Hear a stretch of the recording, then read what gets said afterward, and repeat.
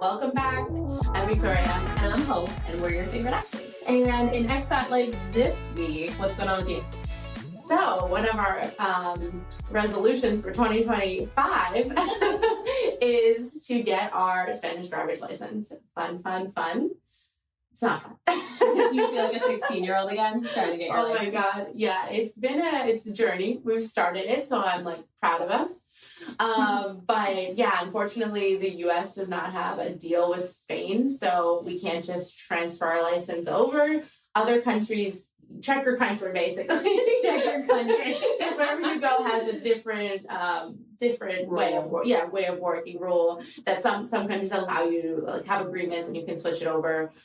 Spain does not, so that's really fun for us. And we have to do it all over again. So is it in English or Spanish? Yeah, so as a 32-year-old, 16 years of driving, back we go. Yeah, so thankfully the written test is in English.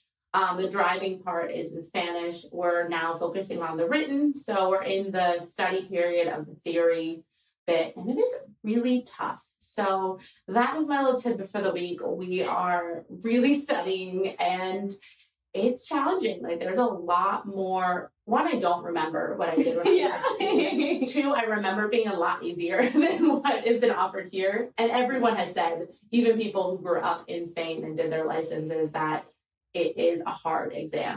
And the questions, like, what's one of the weirdest questions, or like questions so far from what you thought would be on the test? Well, yeah, I've been asked. So I'm getting my driver's license for a car. There's different licenses, obviously, for different types of vehicles, but they don't seem to differentiate that in this theory. They asked me about like a motorcycle, where the brake is on like the motorcycle, or the rear brake or the front brake. I'm like, I don't know. I've never driven a motorcycle, and I don't plan on it. It's not like a Vespa or a moped. It's like a motorcycle. Wow. I mean, maybe in case of emergency, then you'll be like, oh, I studied this. Now I can drive us to safety on my motorcycle. Now I'm just going to hop on and go. That's wild. Yeah, so that's one. And there's just like a lot of stats, a lot of science, a lot of things you need to know. Some stuff I'm like, okay, it makes sense. I need to know this. Other things I'm like, I don't need to know this. And the questions, because I think they're translated, just sometimes don't make any sense. I read them and I'm like, I go to Chris, I'm like, do you understand this question? Like, is this English? So it's interesting. It's a definitely a different experience. I'm really excited for it to be over. Yeah. Also, you can only get 3 wrong, so we're not there yet on the practice exams. We're still only getting 3 wrong out of 30. Test. Yeah. Wow. Very low margin of right. error. And I'm getting more than those wrong. So anyway. I believe in you. Thank you. We'll I appreciate that. So I'll keep you guys updated on my journey. This is fun. So, so yeah, that's the little tidbit. How about you?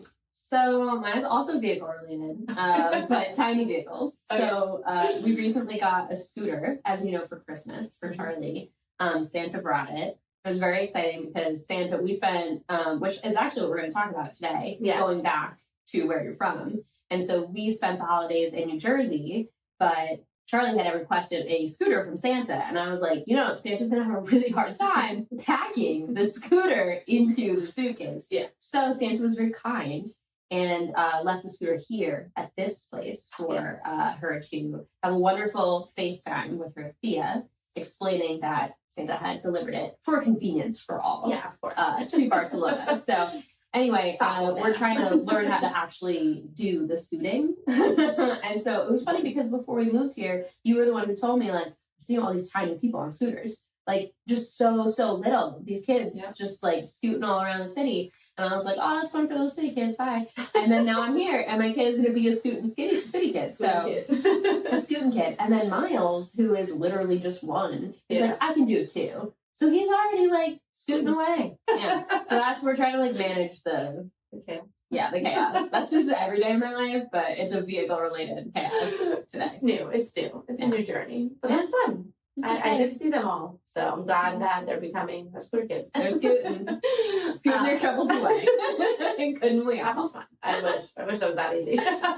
So going back, I just did this for the first time because I've been here for 7 months? You've been here for 4 years, so you've gone back a lot. Yes. But there's a lot of different pieces. So there's financial, emotional, logistical. Yeah.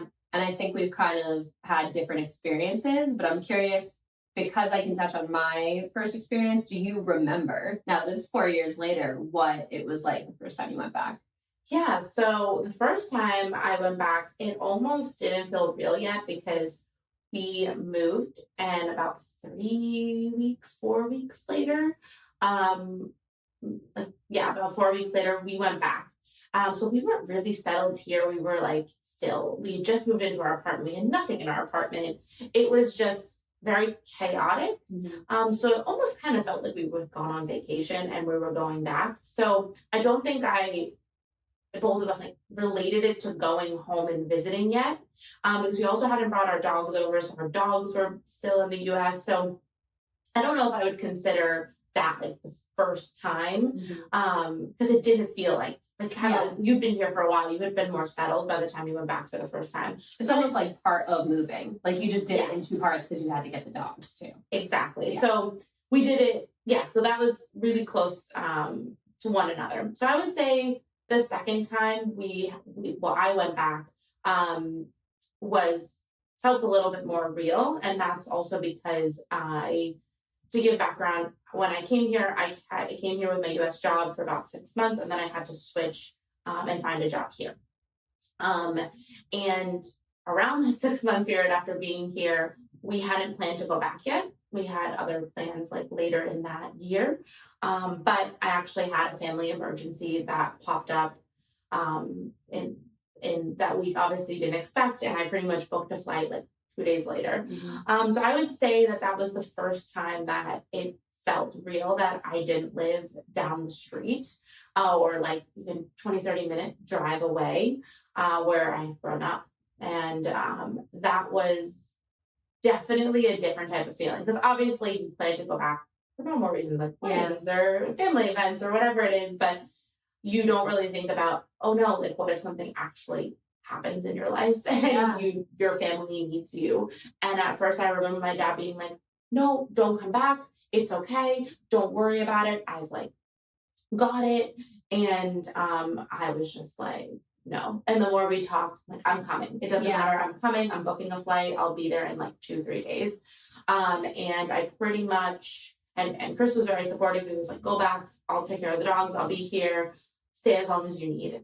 And I ended up staying a whole month. It was very needed. And when I left, I felt like I left like him in a good space.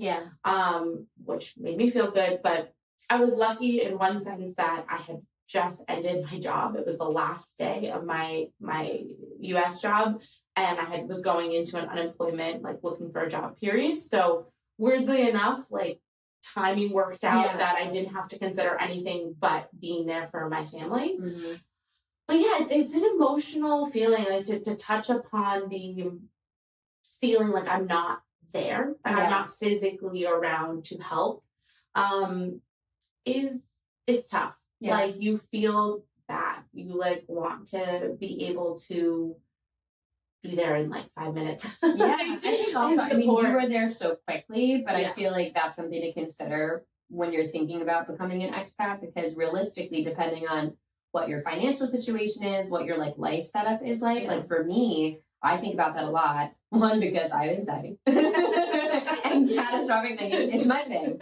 But also like I have kids here. So if there's a family emergency at home, I also have to consider, like, do I have to pull my kids out of school? And that's a very different situation than if I was living in the US, particularly around my family, because then it's just like your life gets to keep going while you're participating versus for you. And I think, like you said, like, there's never good timing for an emergency, but at the same time, you were able to leave in a way that you maybe wouldn't be in the future. If we start a family, it would look different, like you're saying. So in that situation, I was set up in a way that I was able to be there and really commit a whole month and like support my dad. And Chris was obviously very supportive. He was like, don't even think about it.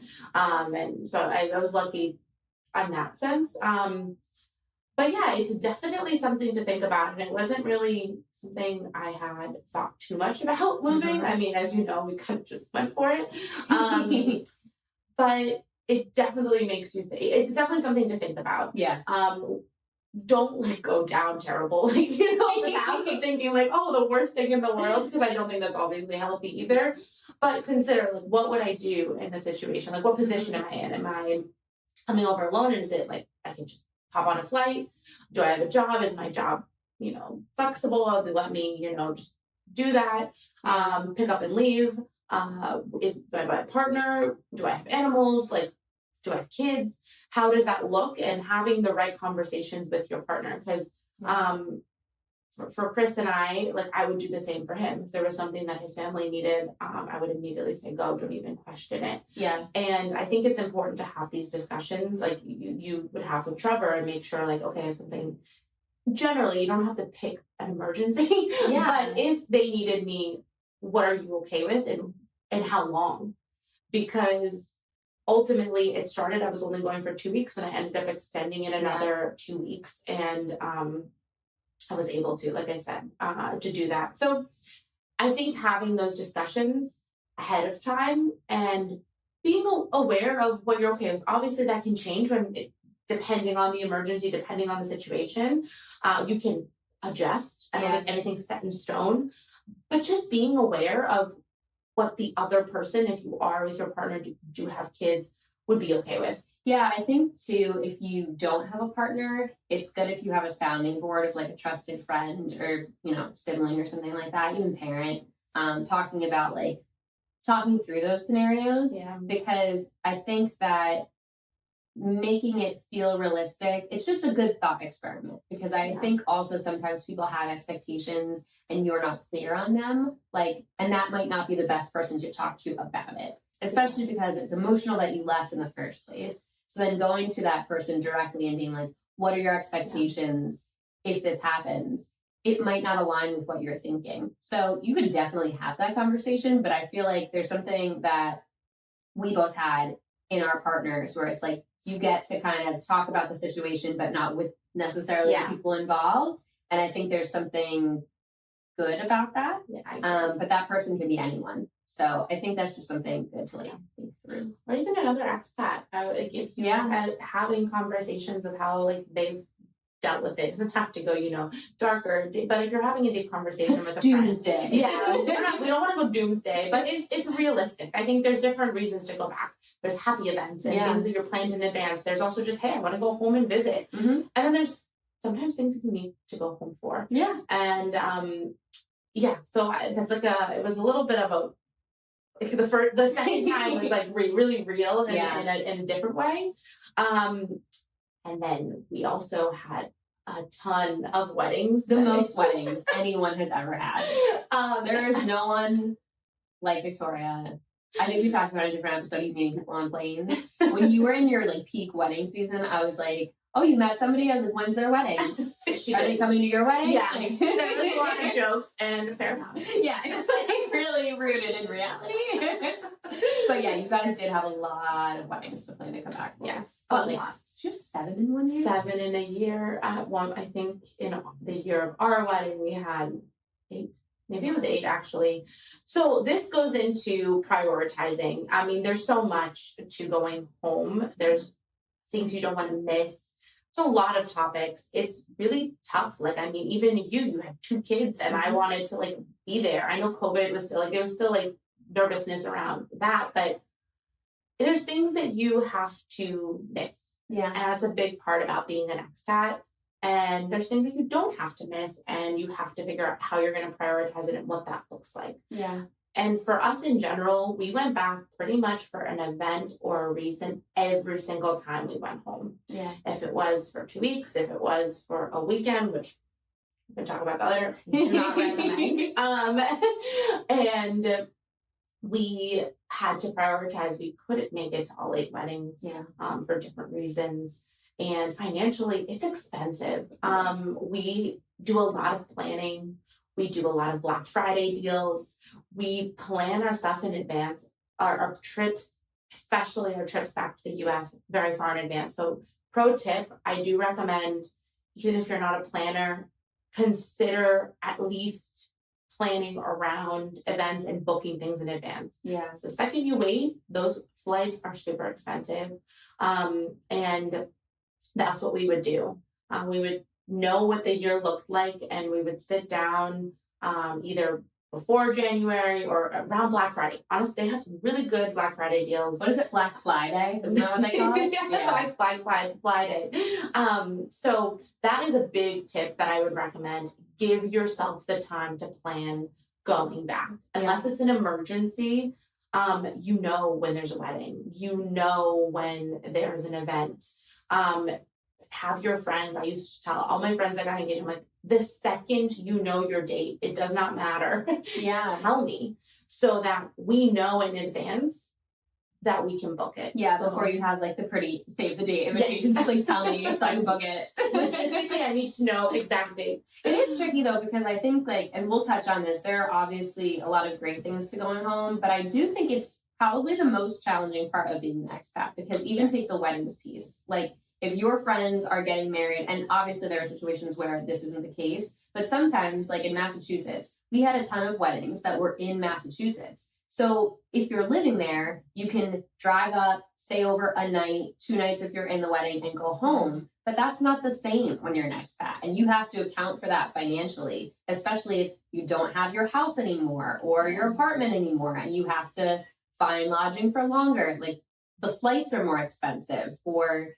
going back to the US. It's so much less expensive to travel within Europe, which is a beautiful thing about living here. But it's very expensive to travel back to the US. Yes. And then now destination weddings are becoming more popular. Like, God forbid somebody gets married on like an island. Like, it's just not the same. And it's not to say that other people should account for that, because they're not going to, and they shouldn't have to. But it's something to consider, that you will have to make concessions as the person who left to figure out what that looks like for you. Yeah, and it's a challenge, it's a conversation, and there's a sacrifice. Yeah. And I think it's recognizing and being okay that sometimes you have to make a sacrifice and say no to things. Mm-hmm. I've said no to bachelorette parties. I've said no to some weddings. I haven't necessarily, I made it to your baby shower, but you planned a baby shower around me. I did do that. So to be fair, that's why. But again, I think there's 2 sides to this. There's the side that you moved, you're the expat, and you have to figure out, prioritization financially, what works, and logistics. But there's the other side, like you have obviously very close friends, that, we talked about the friendship onion, like your core friends or your wherever layer they are in there. And, sometimes they might also want you there really badly and ask you and connect with you. Like we did that with our wedding. We wanted a few of our like really close friends that we knew had some constraints, and we worked around it to plan our date. And I know you did that for the baby shower. The friends have asked, hey, like this is the date. Giving you enough advance notice. We just booked it, so I really want to make sure you can come. So it goes, I think, to some extent both ways. Yeah. Obviously, you have the more responsibility, I think, sometimes as the expat, meaning like you did choose to live abroad. But there is another side of it. If someone really wants you there and you're really close friends, they will try to make it a bit easier for you if possible. Yeah, and I think that also is part of the conversation about going home in general. Because like we said, there's things like marriages, babies, emergencies, but there's also just like visiting people. Yeah. Which again, I think you're right. It's like you had so many weddings. I feel like you guys have not really had that experience yet, because you've been to the US so many times since you moved because of the weddings. For me, I don't think I have that many weddings coming up. I don't know. It's calmed down for me too. Surprise marriages coming. But it's one of those things that, when do you visit? How often do you visit? And that is tied to when and how often people visit you, because it takes the pressure off you if somebody is also visiting, because then you don't feel like, well, the only time I'm going to see this person I care about is if I go there. Yeah. So I think like if you love an expat, the most wonderful thing you can do is to book a trip. And it doesn't even have to be to Spain. I think girls trip we talked about previously too, like meeting somewhere sometimes is a good solution. Like maybe it's not feasible for your friend or your family member to come all the way to you, depending on where it is. Maybe it's a particularly expensive flight, but maybe there's somewhere else that you guys can meet. It's just kind of like being in the puzzle with somebody makes it feel less like it's only your obligation to hold. Yeah, and it's nice. I think and also like people, okay, say they come to Spain once, maybe they don't want to come to the same place again, and maybe they want to spend their money and meet and see a different place. And I don't ever want to fault people with their limited vacation time or limited time to not want to come to the same location again. Depends on the person, and I understand it. So I think that's a great way to, like you said, meet and find a place. And we've done that with friends with Girls Trip, and we're doing it this year as well. But you meet each other halfway, and I think it's the same when you go home. Yeah, a lot of times, I've gone back for weddings, or we've had 2 weddings with like a weekend in between, so we stay for like 2.5 weeks. It's crazy. It's always like my ideal state is if a wedding is like one weekend and then the next wedding, because if there's a wedding and then weekend and then wedding, you guys are there for like 3 weeks. Yeah, and we've done that. Yeah. So yeah, I mean, there's pros and cons to all of it. But when I'm even planning your time in your home, so like, yes, it's great to be able to meet another country or meet somewhere you're both on holiday. But I think when you go back, you're planning your whole time back. Yeah. It's like, Chris and I sit down before we go home and like talk about every single day.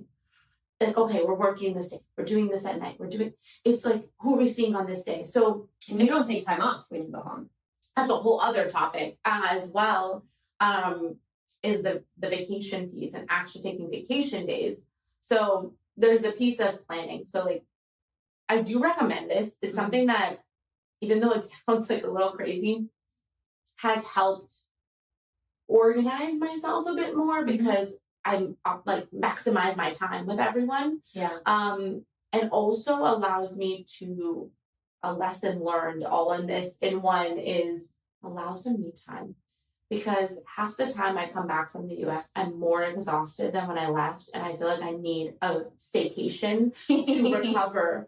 Not because I'm unhappy, but because I'm just tired. Yeah. And I was bad at that when we first started. Like, I was just like, you remember, packing my days, like working full time, just coming back. And like, you're working these hours too.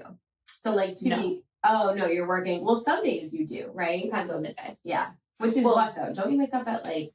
So it depends. So basically the vacation piece, and like this part is personal preference. It depends on you. For me, obviously we get a lot of vacation in Spain, and I absolutely love that. But I want to use my vacation to see new things. Yeah.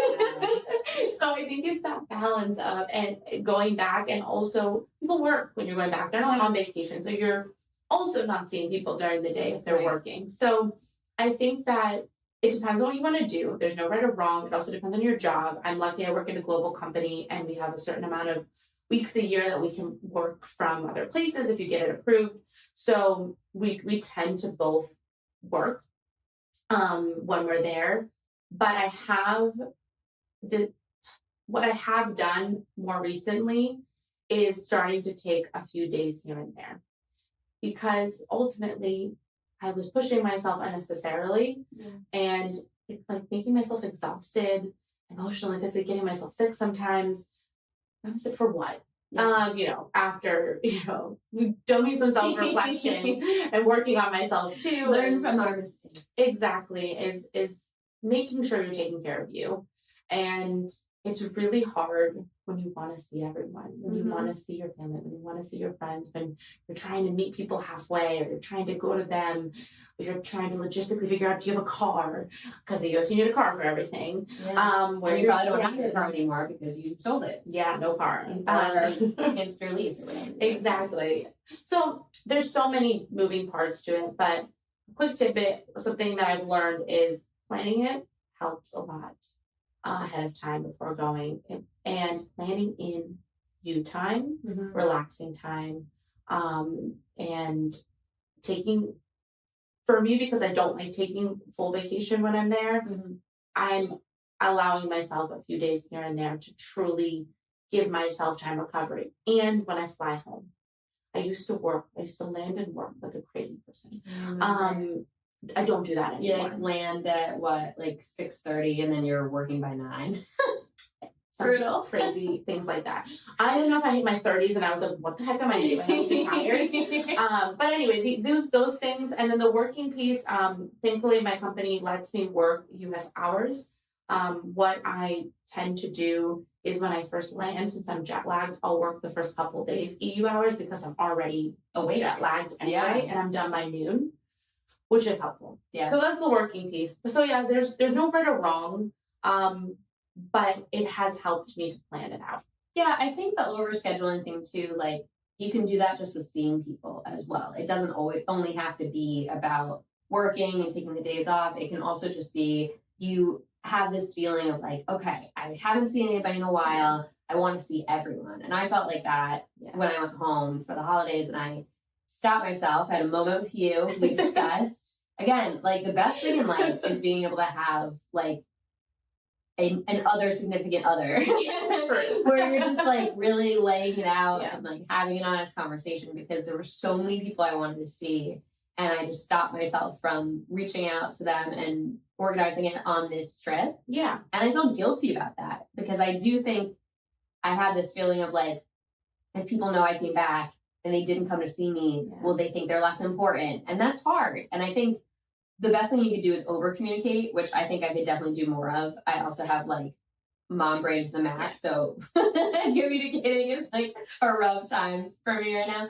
But generally speaking, I feel like to enjoy the time you have with people, you have to make sure you're like present and not overly exhausted, because otherwise you're meeting them, but it almost feels like you're like a ghost virgin, just barely hanging on, and it's not enjoyable, I think, for everyone. Everyone walks away feeling disappointed, versus you could have had a 3-hour FaceTime back where you're living that could have been more meaningful, because you're not like dragging yourself around to 3 different states trying to make it work.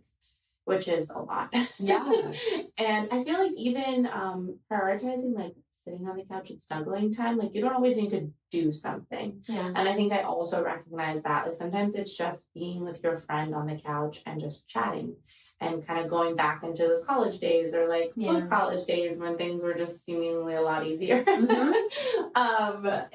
I think that's another aspect to it. Sometimes it's okay to just relax together. You don't have to do an activity or make it this big thing. It's just like, no, I'm home. I want to spend time. I just want to see you and have an in-person conversation with you. And one-on-one time is great, but if you have like multiple friends who can get together at once, that's a great way to feel like, okay, I got the time, but it's like one event. And I feel like I was so glad when we went home this time that I did that, because as you know, we all got so sick. So I think part of it is like going home. Poor Victoria was like, I'm so sorry this is happening to you. Because the whole thing was just like so unbelievable. I was sick before we went. Then the kids went down. Then my parents went down. Then Trevor went down. It was just like everyone went down. And we had to cancel so many plans. And it was, I think, really disheartening, because there's an emotional piece to begin with going back.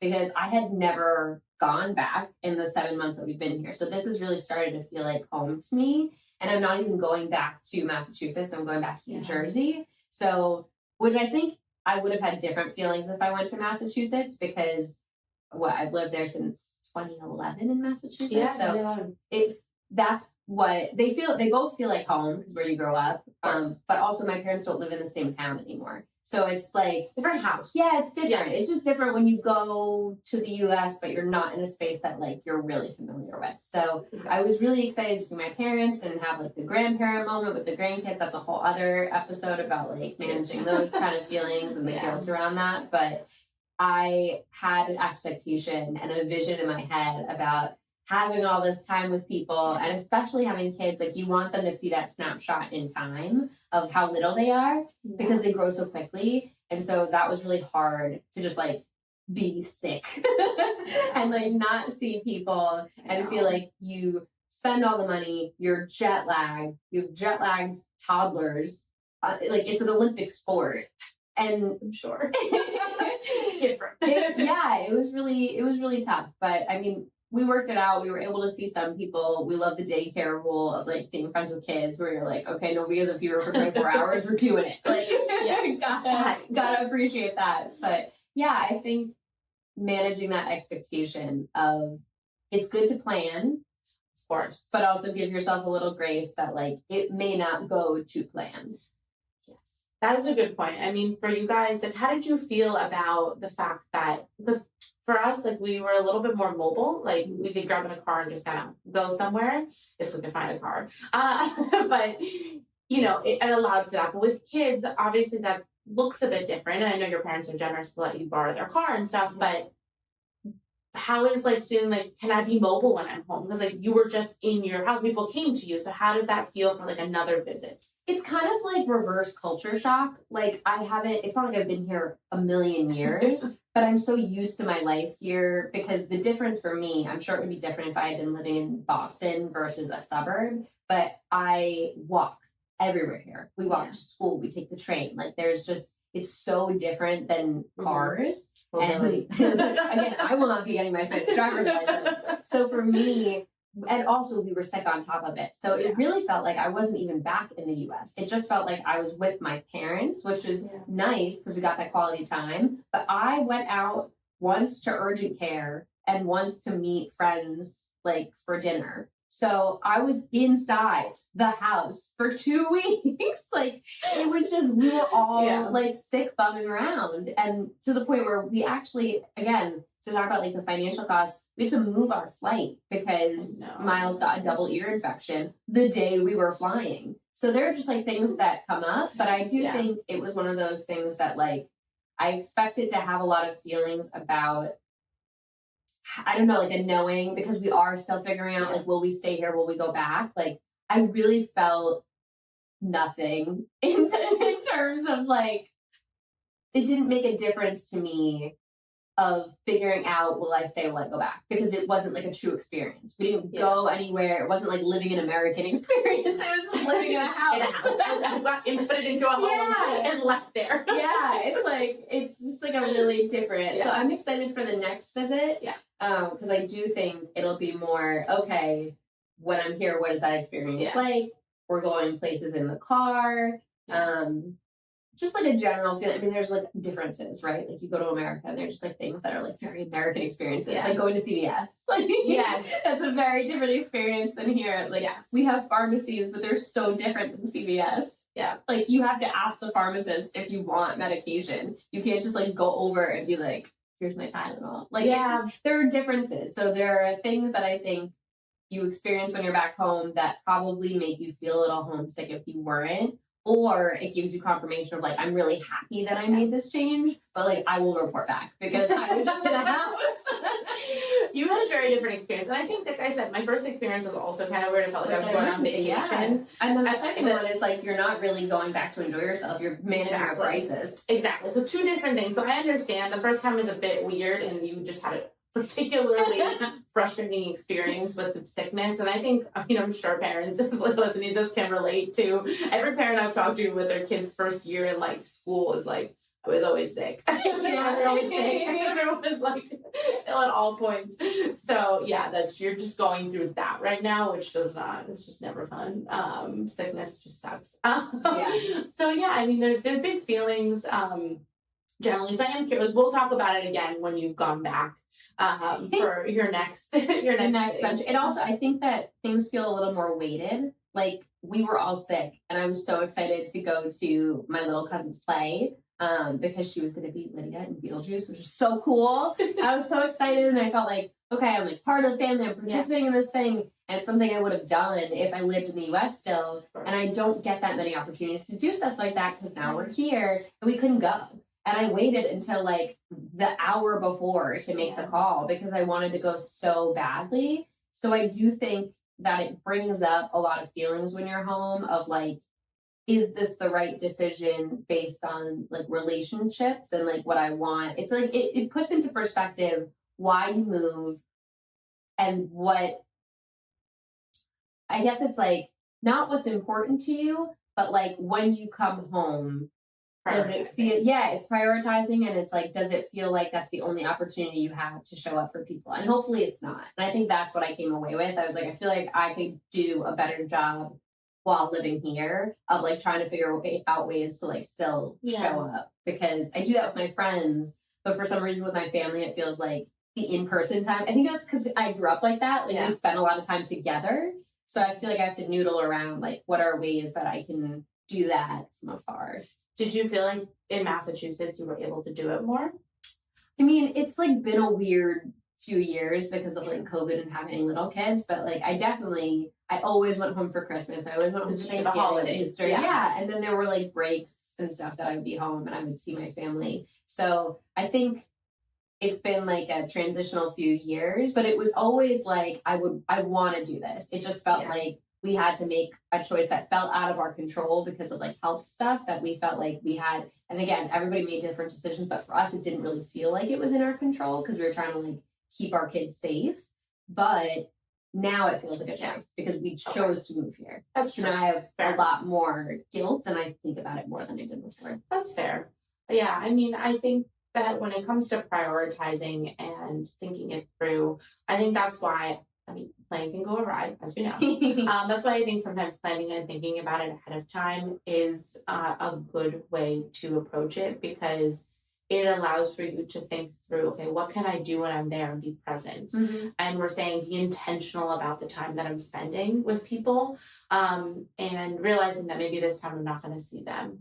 And when I look back, I mean, again, my family is a little bit different because I feel like they're everywhere a little bit more. So I always prioritize to see, you know, what family I can that are around my aunts and uncles. But I also have a lot of family in Greece, so I get that time when I go to Greece to do that as well. So you know, it's a little bit different because my family is not all concentrated in one location. So you feel differently in that sense. But like, you know, with Chris's parents, we make sure we try to see them. It's a juggling. Yeah. It's juggling.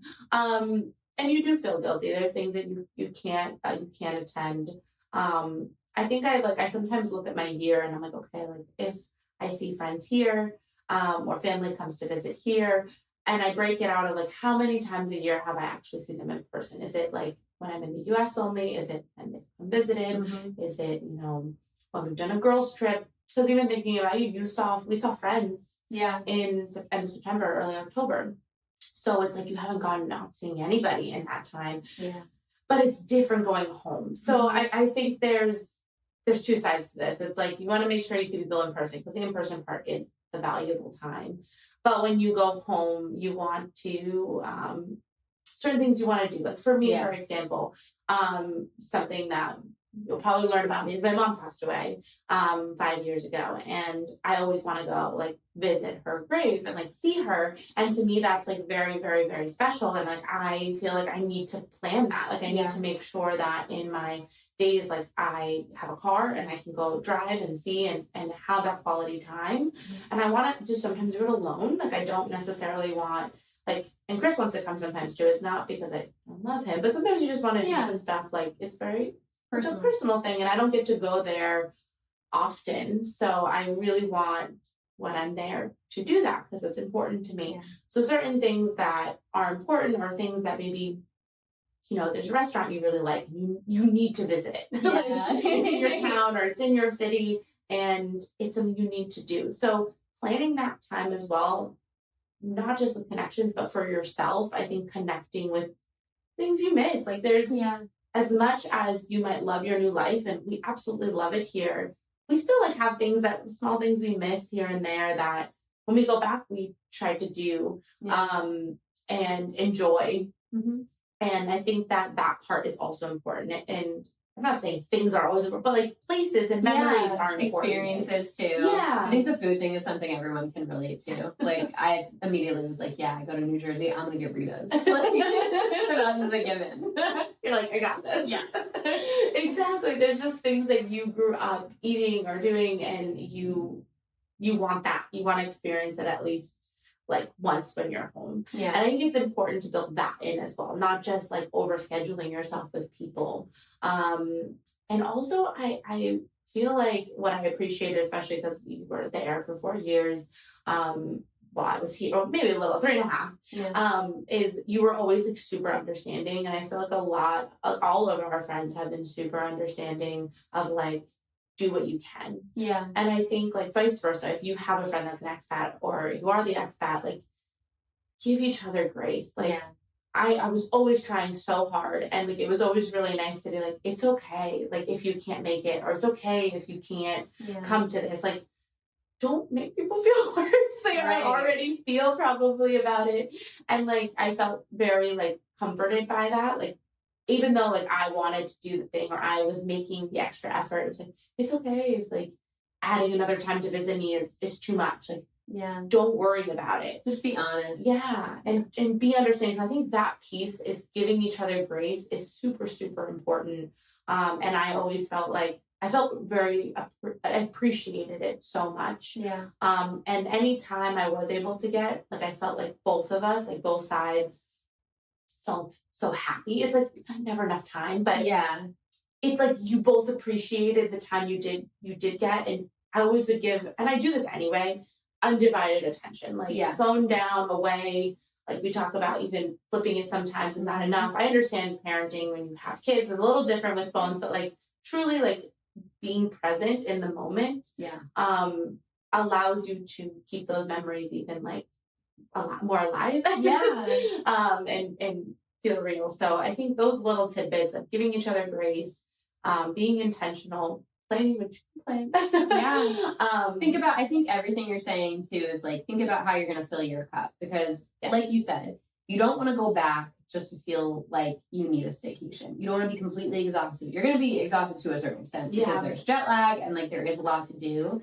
But I think it's like, you can love all of your different friends. Is there somebody who you feel like you want to prioritize that time? So you're not necessarily even prioritizing a person. It's like, is the time with this person for XYZ reason really something I feel like I could use on this visit? Yeah. Because there's people, I want to see so many people, but sometimes it's like maybe somebody, you know, has been having a harder season of life and I would love the in-person time with them. That would feel really good.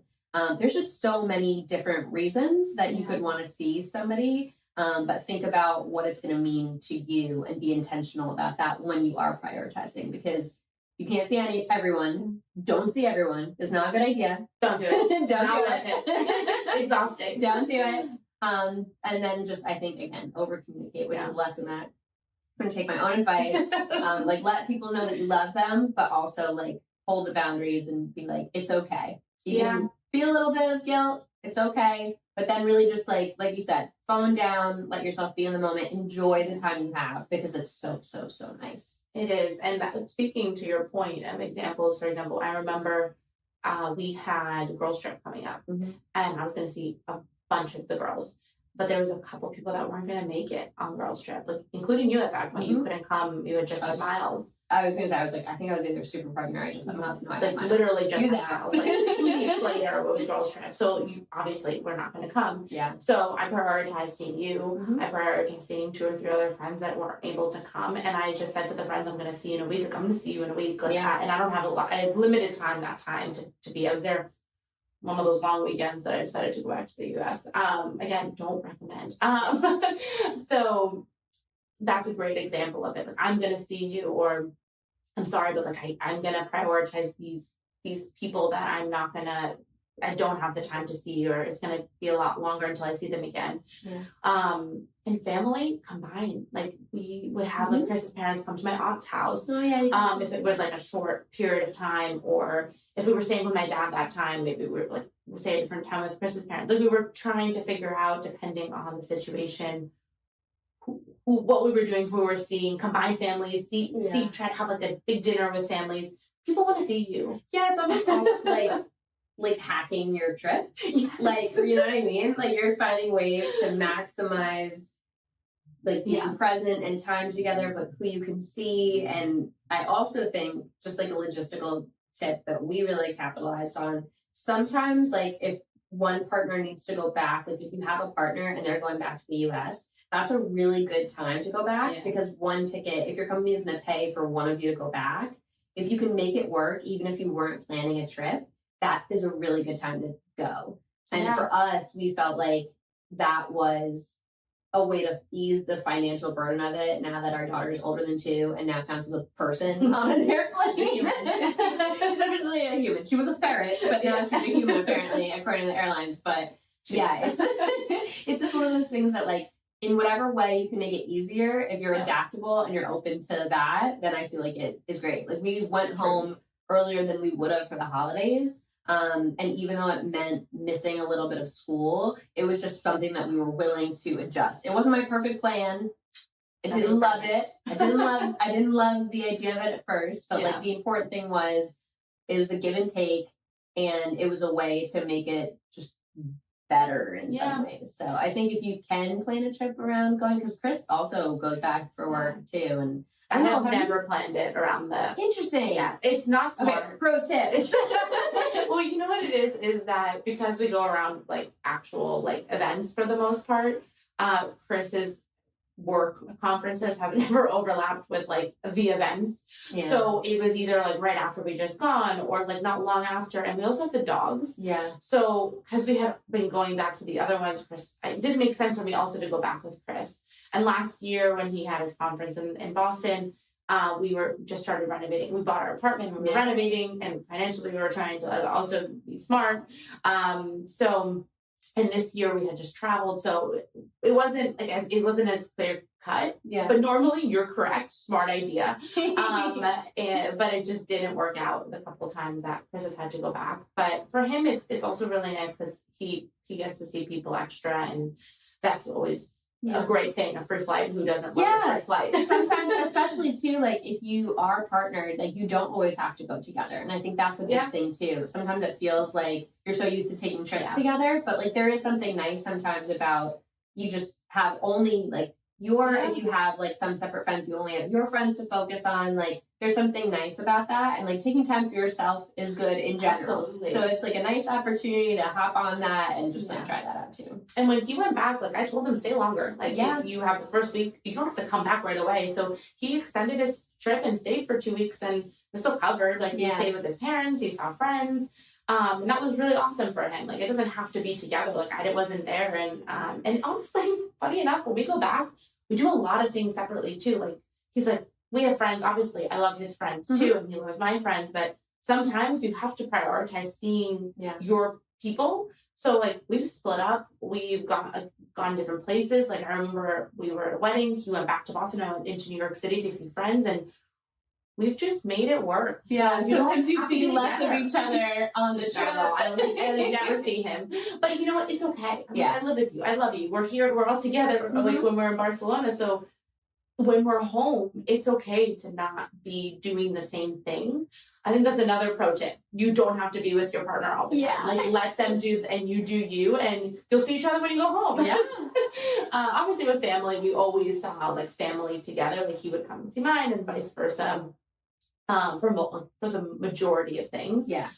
So yeah, it's a whatever's important to you, and I think that's what you have to decide as like an individual, because it's different for everyone. Some people are super close to their families, other people maybe they're not as close to their families, and it's the friends or the other way around. The found family. Yes, there's no right or wrong, but it is a way to keep those connections that you can still keep long distance and virtually. But it is another way to just continue to foster them when you go back. So whatever, and I think financial piece of it, because that's also a big aspect that I don't think we've touched as much on. For me, obviously, planning ahead will make things a lot cheaper for you.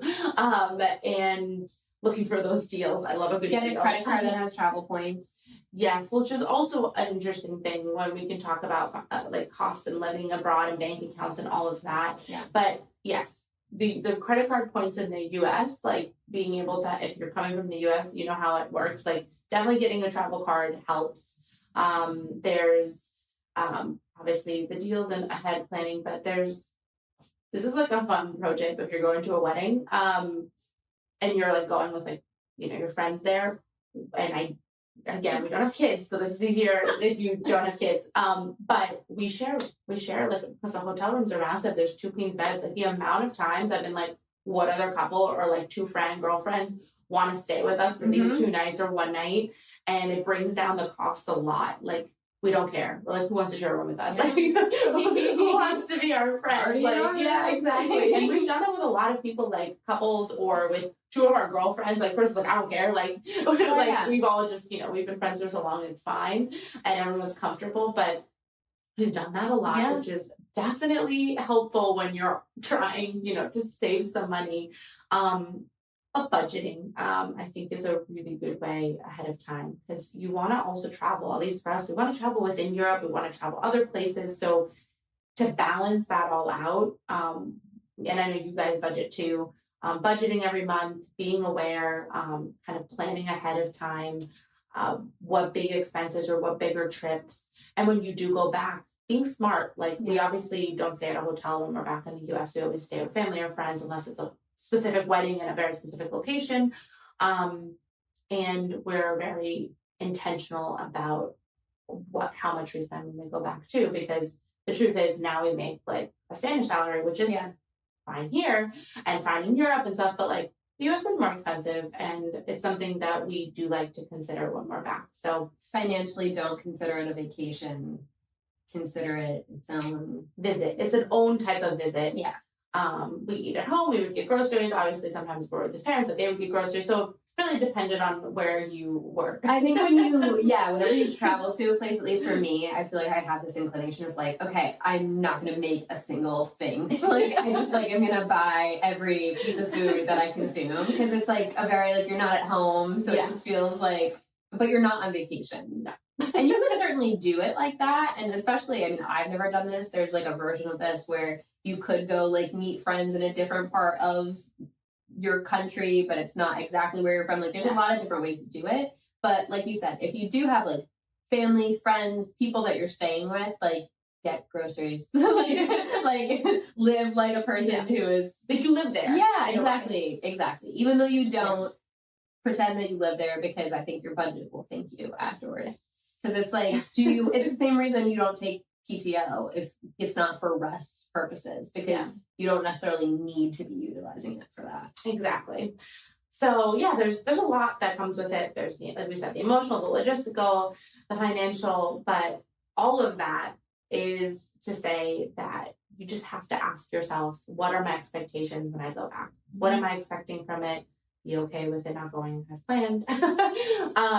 And then look at your budget, and in advance, prioritize. Yeah, like, that's one of the things too. Like, hopefully listening to us, like, hopefully listening to us gives you an idea of like what we've done. But there's so many different ways to do it, and I think for me personally, like, having talked to you managed my expectations about going back. So I think especially if you're either like thinking about being an expat, or you're recently an expat, or you've done it, you've gone home and you're like, that went poorly. Like, if you want, like, connect with other expats, whether it's like our Facebook group or there's other resources out there, like find people to talk to, because I think the worst thing you can do is just like make it a lonely experience, because ultimately going back should be hopefully a choice and something that does give you something. So I think connect with people. If you have any like questions or like fun stories about going home, I feel like my entire experience going home is like a story,